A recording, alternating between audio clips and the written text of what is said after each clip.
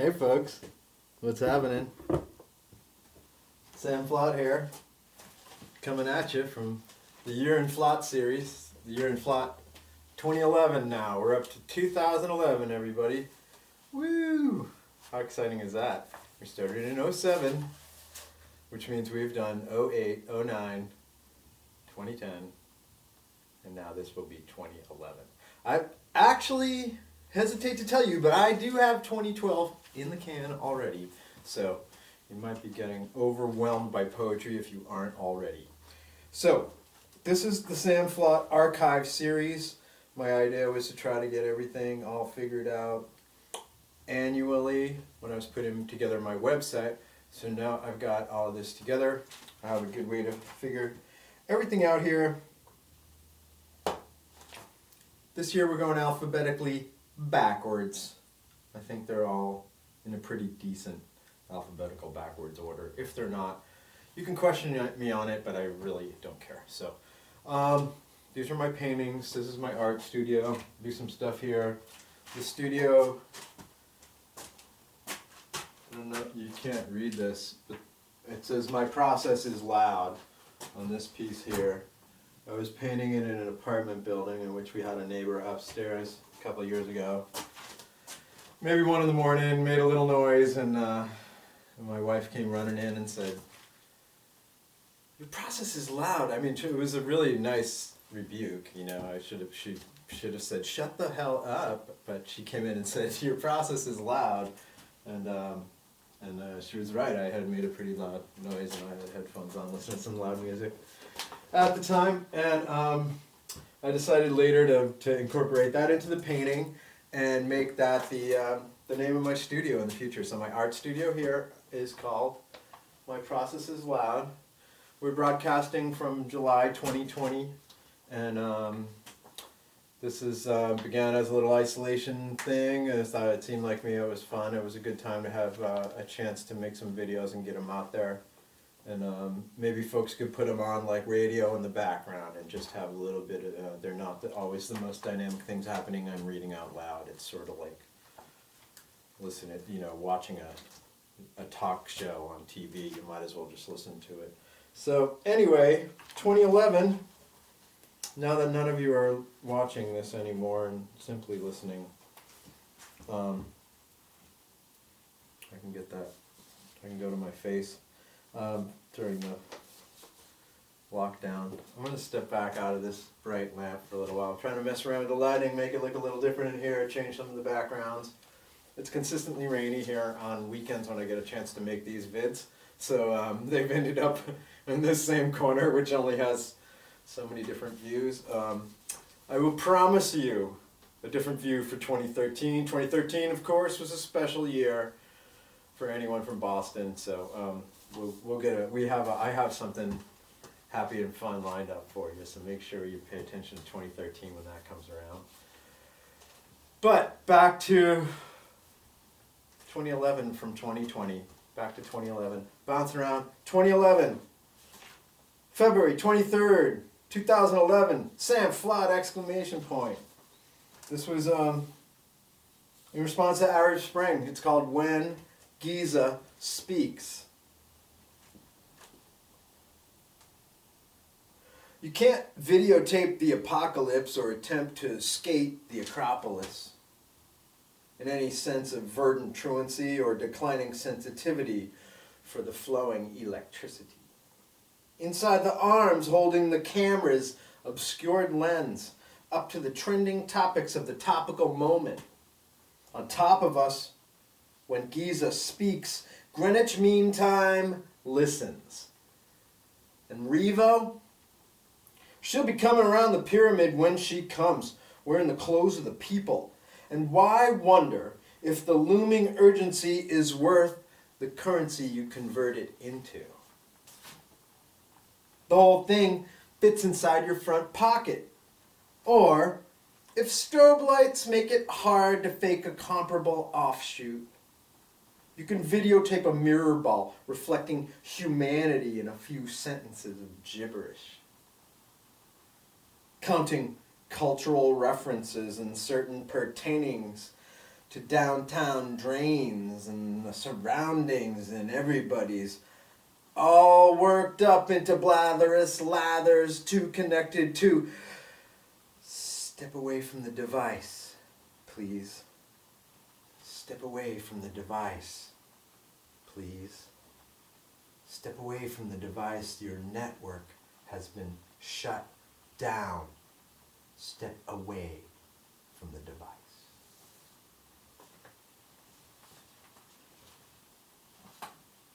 All right. Now once for Egypt. Good work.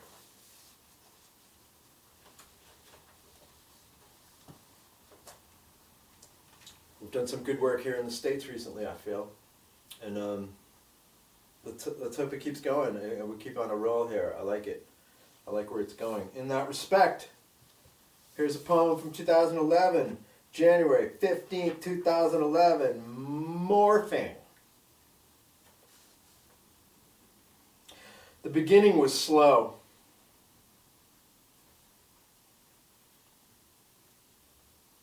After years of stability, continuity, after years of staunch beliefs reinforced by stubborn self constantly, leaving little room for change. And logic isn't logical, and change isn't always gradual. Change isn't always radical. Small factors affect the whole. Starting over again is not an option. Changing direction can be a distraction. Changing directly affects my function. And how would you know? How can you know what changes will do to you?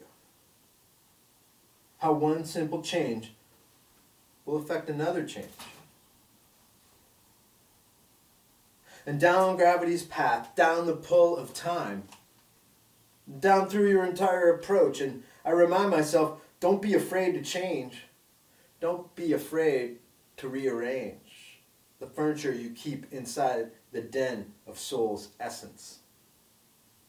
Add a different kind of wood to the fire. Don't be afraid to be strange. Don't be afraid of change. Listen to the winds blow, filtering through the contextual flow. Fly the way the river goes. Don't be afraid to overflow. To rise above the edge and go to places you've never been before. The river chooses down by Earth's direction. The water moves over all the soft connections, choosing only by gravity's seduction, down the path of least resistance, feeding the endless pull. Time, I guess it finishes fast and strange, reminding myself again this time, don't be afraid of change. All right, morphing.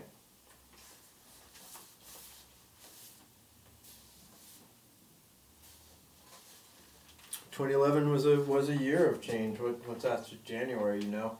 I guess in January you're always thinking about the turnover of the year, and everybody always likes to, say they're gonna change and do things and stuff. And people, it works for some folks, it works for doesn't for others, But it was a year of change for Jocelyn and I, that's for sure. We moved. We decided to get out of Capitola, to move out of there. We felt a little crowded, a little trafficky.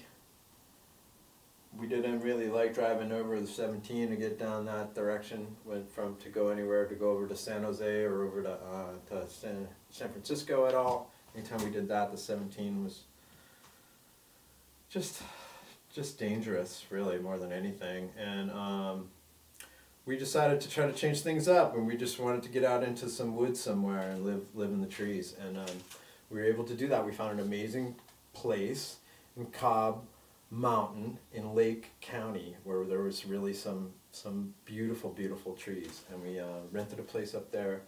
We had a one bedroom with a garage, really great place, just a huge deck on the back. We were up on the very, very top edge with the the forest right behind us, sort of like a state forest, a demonstration forest right behind us, and absolutely lovely, lovely, beautiful spot there. 2011 was a fun year to be there. I wrote this, let's see, I got 3 more here. Let's go with the lucid state. Keep moving along, get out of storytelling mode and get back to the lucid state. Elucidate the lucid state, communicate with grace, translating the treats and treasure of polar opposites, pain and pleasure. Co-opt the styles you respect, revive the look you resurrect, incline yourself to appreciate the dusty, see fine art in the old and rusty. Confines left to the uncovering youth, growing the teeth of the soothsayer's tooth. Eliminate the fear and eliminate the hate. Conquer your obstacles like fate. Address the voice you hear inside you. Answer back with confidence to guide you through. Grab the feeling, you can't be wrong. Wrap it up inside your songs. Build a house to publish words on gourds and birds and dry husk curds. On every single little space I see on the inside and outside of me, I'm inclined to continue this ironic milieu. I'm still me, and you're still you. Meet me in the middle of the stew. I'm inclined to continue this ironic milieu. I'm still me, and you're still you.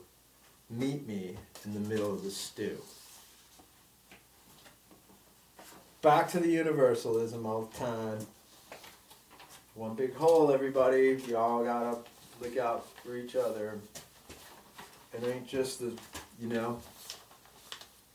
survival of the fittest is how it works. It doesn't mean we can't adapt. And part of adapting is that we take care of the herd. So we take care of whatever end of it is lacking. And right now, wearing a mask is lacking. Everybody mask up. Okay, this is don't forget to leave traces. 2011. Capturing the snapping dragon gracefully amongst savage tagalongs. From realms jumping metaphors, still catching up to all the leaping years. And getting lost while traveling in time's translucent tunnels.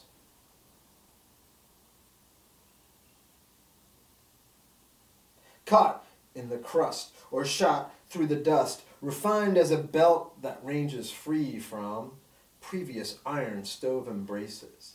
And don't forget to leave traces of signature symbols. Chosen to represent individuality inside me, calibrate the co-decisions ripe across chasms. And like a hovercraft hovers over matters opinion of physics, controlling psychic vision, I'm seeing around corners and through all the different kinds of doors, open, closed, naked, and clothed.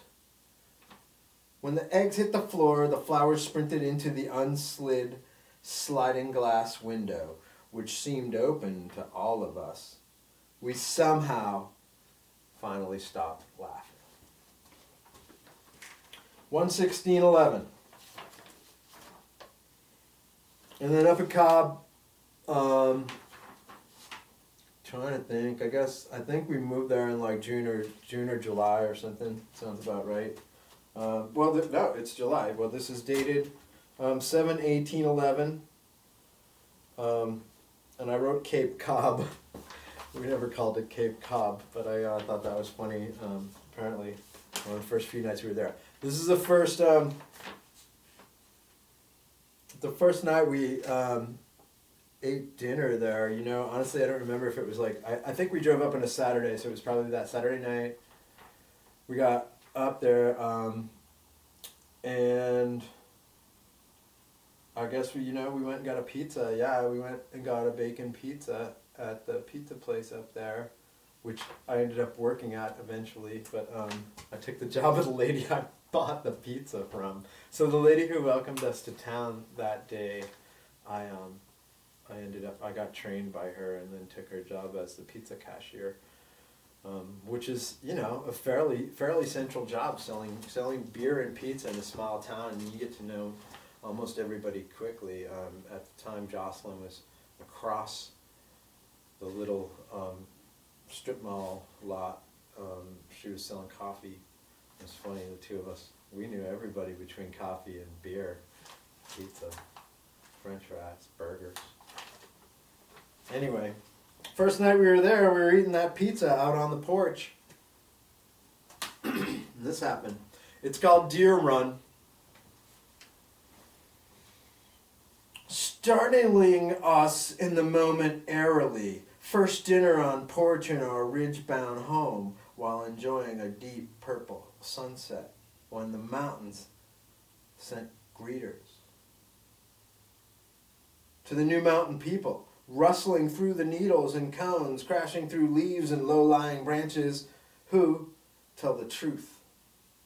Reactively guessing inside our heads, we both feel this noise is not human. Quickly we move to peer over the rail as two deer run below us fast, cutting directly along with distinction, but not running from anything, except the soon-to-be dark of dusk, slipping tightly along the back of the house, stopping in the clearing to graze by the wood pile, the chopping block, and startling us in the moment airily.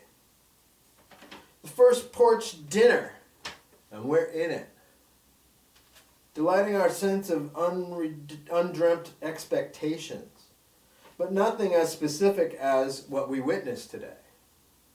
Our new friends passing through on the deer run as dusk drops a new definition on our new example of existence, welcoming us into their world. The deer run, it was pretty cool. I mean, in those few moments of everything rustling and hearing the noise while we were eating pizza, I have to admit, I was like, bear, there's bears up here. But it was deer. They're fairly harmless, and they don't want much. Maybe they want to nibble on some flowers or some plants you got in the yard. They'll maybe poop in your yard, whatever. Where it's their yard, really. I always figured, everybody always wants to chase them away, but I don't know. They had clearly walked through there before I had ever been there. They made that deer run out back. There was a path that ran right through the yard, so they were there all the time. And eventually we had some little Bambi deers born in the backyard a couple of times, I think. One time we definitively bumped into it and saw it out in the yard. We were going out to set up back out in the backyard and move stuff around, put some chairs down and hang out in the yard for the day. And I went to go move something and looked down, and there was the baby. The mother had actually not abandoned, but left the baby there and was, 150 feet away probably. And I kind of turned and I went to go put something down, and it was right where this little, like I saw the breath, but it wasn't constant. It was like still trying to learn how to breathe. Like I think it was that young. Yeah, it was pretty interesting. So we had the deer were our friends there. We really loved them. We thought it was great, and they were around all the time. We always greeted them and checked them out the window and said hey to them. You could talk to them in a high voice, and they completely recognize that you're talking, and they look around and try to figure it out when you're in the house. It's kind of funny. That was what 2011 was like. We really loved it up there in Cobb. Cool spot. We were settling in, found a little bit of work to keep us afloat, and life was fun. It was really good up there. We were just settling in on the mountain. And it came to an end. 2011 ended. It happened. 12/31/11, everybody. I'm going to go with the most likely guest that Jocelyn and I went to, and I'm pretty sure this is correct for 2011, the Cotton Candy Castle. 2011, I think we slept out in the backyard on New Year's in Oakland, and it was fun. That was pretty cool. We set up some mattresses and a little tent system under the grapes out there, and slept a night in Oakland to enter into 2012. And that's where I'm going to leave it. The year in Flot. I know I've rambled on longer than I wanted to, but hey, you know what? If you made it this far, you must appreciate it. So thank you for watching. 2011 on the way out. Get out, buddy. It's time for a new year. Woo! All right. We'll see you next time here in YouTube 2020 or moving forward whenever it is you're watching this. Hi. Welcome from isolation. I hope things are different if you're watching this any time in the near future. Peace, y'all. Sam Flot, checking out 2011, over and out. Woo!